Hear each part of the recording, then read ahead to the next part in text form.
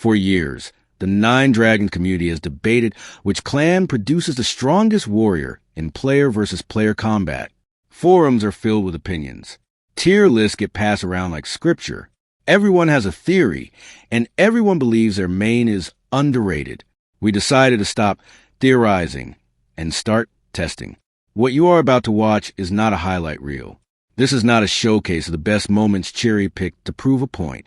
This is a complete, unedited record of 75 consecutive duels between two of the game's most iconic warrior classes. The Mistress of War from the Sacred Flower clan and the Vanguard Beggar from the League of Beggars. We chose these two warriors because they represent opposite ends of the martial philosophy in 9Dragons. The Mistress of War is an offensive powerhouse. She wields twin-wheel blades and fights with aggression and speed. The Vanguard Beggar is a defensive specialist. He carries a staff and fights with patience and endurance. One wants to end the fight quickly. The other wants to survive long enough to find an opening. The question we wanted to answer is simple. When these two philosophies collide, which one wins more often? To answer that question properly, we needed a methodology. We could not simply fight 10 times and call it a day. 10 matches can easily be decided by luck. A player could have a bad run. A connection could lag at the wrong moment. The variance would be too high to draw any real conclusions. So we turned to statistics. In scientific research, when you want to know whether one thing is genuinely better than another, you need a sample size large enough to overcome random noise. You need enough data points that the pattern becomes clear. For a two-outcome comparison like this, where one warrior wins or the other does, the mathematics tell us that 50 matches provide a reasonable foundation. At 50 matches, if one warrior wins 68% of the time or more, we can say with 95% confidence that the result is not due to chance. That means there's only a 5% probability that we are wrong. 50 matches became our baseline. We committed to running all 50, recording every result, and analyzing the data properly before drawing any conclusions. We also knew that 50 might not be enough. If the results landed in a gray zone, somewhere between 55 and 65%, we would need to run additional matches to reach statistical significance. We built that possibility into our plan from the beginning. Science does not always give clean answers on the first pass. Sometimes you have to dig deeper. Now a word about the setup. In normal PvP, gear matters enormously. A warrior with maxed out equipment will defeat an undergeared opponent almost every time, regardless of class balance. This is fine for live gameplay, where progression and investment should be rewarded. For our tests, it created a problem. If the Mistress of War had better gear, her wins would tell us nothing about the class itself. She would simply be winning because of equipment advantage. We solved this by standardizing the gear. Both warriors entered every match with identical equipment tiers, identical upgrade levels, and identical accessory setups. This is not how anyone would fight in the real world. In live PvP, you bring your best gear and you exploit every advantage you can find. We understand that. For the purposes of this experiment, we needed to isolate the variable we were actually testing, the warrior class itself. With gear equalized, every match came down to 3 factors. First, raw damage output. How hard does each warrior hit when their attacks connect? Second, defensive capability. How well does each warrior mitigate incoming damage?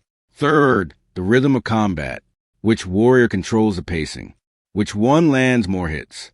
Which one finds more openings? We recorded every match. We tracked who won. We tracked how much health the winner had remaining. We tracked how long each fight lasted. All of this data fed into our analysis. What you are about to see is the complete record of this experiment. Every match plays out in full, sped up to twice normal speed, so the video remains watchable. You will see dominant victories. You will see close calls. You will see momentum shifts and losing streaks and comebacks. Nothing has been edited out. Let us begin with the first 50 matches. The opening exchanges set the tone immediately. Watch how the Mistress of War approaches. She does not wait. She does not probe for weaknesses. She commits to offense and tries to overwhelm the Vanguard Beggar before he can establish his defensive rhythm. The Vanguard Beggar responds the way his class always does. He absorbs pressure. He looks for the moment when the mistress overextends. He waits for his opportunity to counterattack. These first few matches swing back and forth. The Vanguard Beggar takes the first match, finishing with only 1% health remaining. The Mistress answers immediately in match 2. Then the Vanguard takes matches 3 and 4. The Mistress comes back with matches 5 and 6. No clear pattern has emerged yet. Both warriors are trading blows. Both are finding wins. The margins are razor thin. Look at the health percentages when these fights end. 7%, 12%, 22%, 20%. These are not blowouts. Every match is a genuine contest. Something begins to shift around match 11. The Mistress of War strings together a run. Matches 11 through 15 all go her way. Her average winning health during this stretch hovers around 10%, which tells us these are still close fights. She is not dominating. She is simply converting more often. Watch her movement during these matches. She has found a rhythm. The Vanguard Beggar is reacting rather than dictating. When you are constantly responding to your opponent's aggression, you lose control of the fight's tempo. The Mistress is setting the pace now. By match 22, the running score stands at 16 wins for the Mistress and 6 for the Vanguard Beggar. That is a 72% win rate through the first quarter of the test. If this pace held, we would have a definitive answer. The middle section of this test tells a different story. Match 23 goes to the Vanguard Beggar. So does match 28. And matches 32, 33, and 34. 3 consecutive wins for the Beggar. His longest streak of the entire test. What happened? The most likely explanation is adaptation. The Vanguard Beggar began reading the Mistress of War's attack patterns. He adjusted his timing. He started interrupting her combos more effectively. This is the nature of fighting games and PvP combat. Players learn. They adapt. Early results can shift as both sides figure each other out. By match 40, the cumulative score sits at 26 wins for the Mistress and 14 for the Vanguard Beggar. That is 65%. Still favoring the Mistress. Still outside the margin of statistical significance. The final stretch of the first 50 matches continues the trend from the middle section. The fights remain close. The Vanguard Beggar wins matches 42, 44, 46, 48, and 50. 5 of the last 10 matches go his way. When the 50th match ends, we stop and count. Mistress of War, 31 wins. Vanguard Beggar, 19 wins. That is a 62% win rate for the Mistress. A clear lead, a meaningful advantage. Is enough? 31 wins out of 50 give the Mistress of War a 12-point advantage over a coin flip. In casual terms, that sounds significant. She won almost 2 out of every 3 matches. Anyone watching would say she performed better. Statistics requires more precision than casual observation. When we ran the numbers, the p-value came back at 0.119. That means there's an 11.9% chance that the Mistress of War's lead happened purely by luck. That probability is too high. The standard threshold for statistical significance is 5%. We needed to get below that line to make a confident claim. The 62% win rate fell into what researchers call the gray zone. It suggested an advantage without proving one. The data leaned toward the Mistress of War. It did not definitively confirm her superiority. We also noticed a troubling pattern in the momentum. During the first 25 matches, the Mistress won 18, which works out to 72%. During the last 25 matches, she won only 13, which drops to 52%. The second half was essentially a coin flip. This raised an uncomfortable question. Was the early lead real, or was it a fluke that evened out as the sample grew? Were we watching a genuine skill gap close, or were we watching random variance stabilize toward the true mean? We could not answer that question with 50 matches. We needed more data. This is where our contingency plan came into effect. We had always known that 50 matches might land us in an ambiguous zone. We had prepared for the possibility that we would need to extend the test.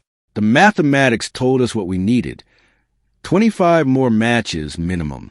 If the Mistress of War won 16 or more of those 25, we would cross the significance threshold.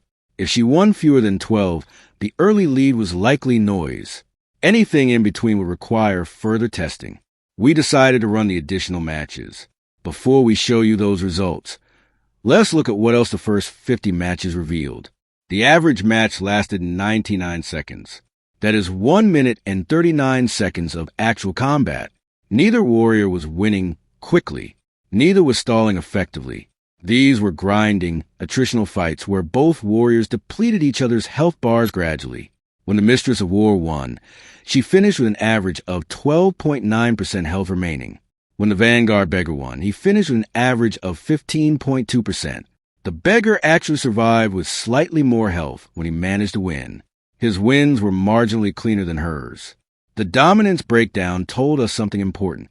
In 31 victories, the Mistress of War achieved 0 dominant wins. A dominant win means finishing with more than 30% health remaining. She never did that. Every single victory came down to the wire. 45% of her wins ended with her below 10% health. The Vanguard Beggar, despite winning less often, recorded 2 dominant victories. He finished one match with 35% health and another with 44%. When things went right for him, they went very right. This suggested that the Mistress of War was winning through consistency rather than dominance. She converted close fights. She did not blow opponents out. The Vanguard Beggar lost more often, yet his toolkit allowed for occasional dominant performances that the Mistress could not match. The question remained, would this pattern hold over a larger sample? We returned to the arena with the score at 31-19. Match 51 goes to the Vanguard Beggar, a 10% finish. Then the Mistress takes 52 with 31% remaining.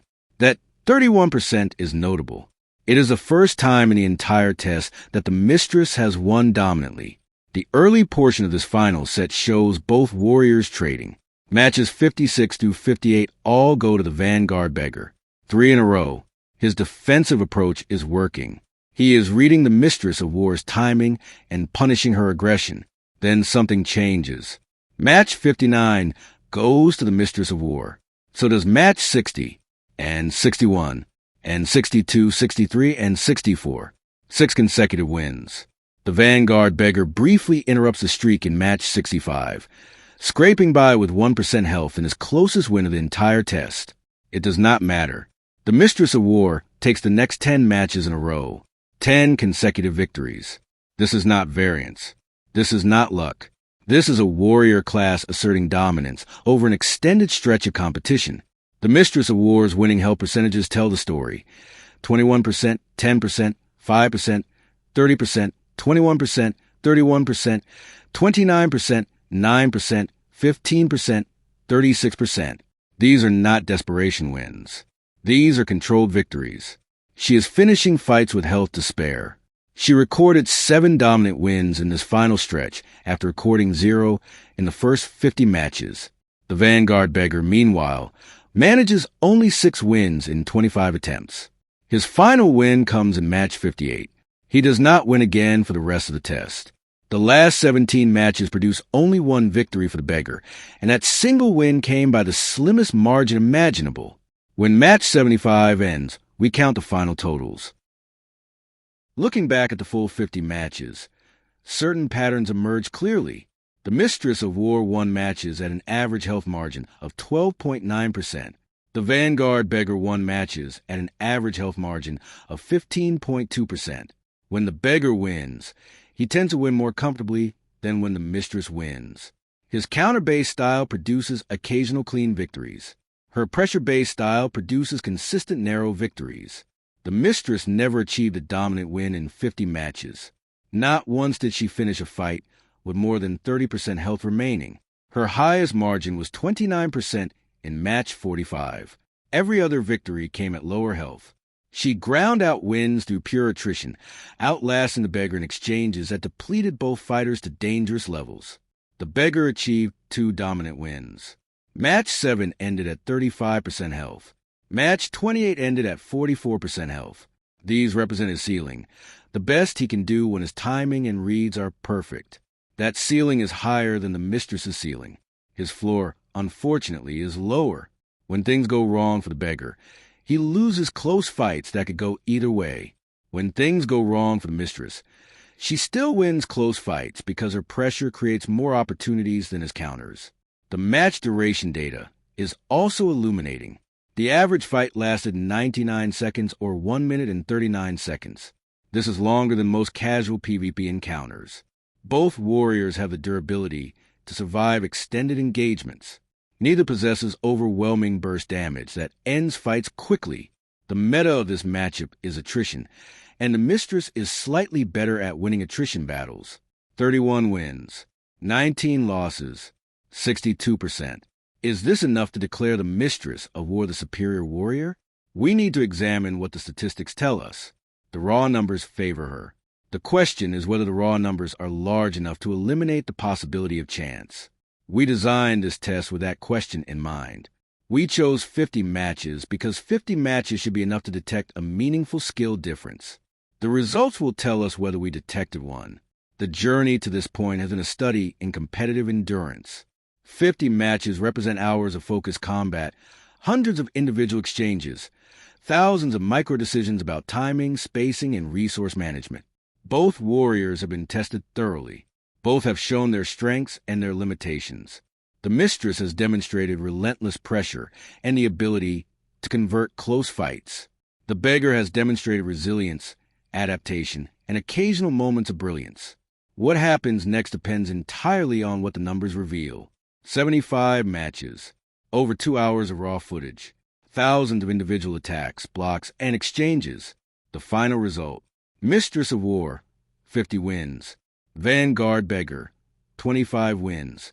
That is a 66.7% win rate for the Mistress of War. 2 victories for every 1 loss. The Vanguard Beggar won exactly 1/3 of the time. The p-value dropped to 0.0052. That translates to a 99.5% confidence that this result is real. The Mistress of War is statistically, definitively, measurably superior to the Vanguard Beggar in this matchup. The 95% confidence interval places the Mistress of War's true win rate somewhere between 54.8% and 77.1%. Even at the low end of that range, she still wins a majority of fights. The data leaves no room for doubt. What makes this result particularly convincing is how the test evolved. In the first 50 matches, the Mistress won 62%. That was suggestive. It was not conclusive. In the final 25 matches, she won 76%. That is dominant. That is a warrior class imposing its will on the competition. The momentum story also reversed. Early in the test, we saw the Mistress of War's lead a road as the Vanguard Beggar adapted. We worried that the matchup might be essentially even, with the early results reflecting variance rather than genuine advantage. The final 25 matches demolished that concern. The Mistress did not fade. She got stronger. She finished the test on a 10-match winning streak, her longest run of the entire experiment. What does this mean for players choosing between these classes? If you are deciding between Mistress of War and Vanguard Beggar for PvP content, the Mistress is a stronger choice in direct combat. The data supports that conclusion. She wins 2 fights for every one she loses against this opponent. This does not mean the Vanguard Beggar is useless. He won 25 matches. He had stretches where he controlled the pace and made the Mistress look vulnerable. His defensive toolkit creates real problems for aggressive opponents.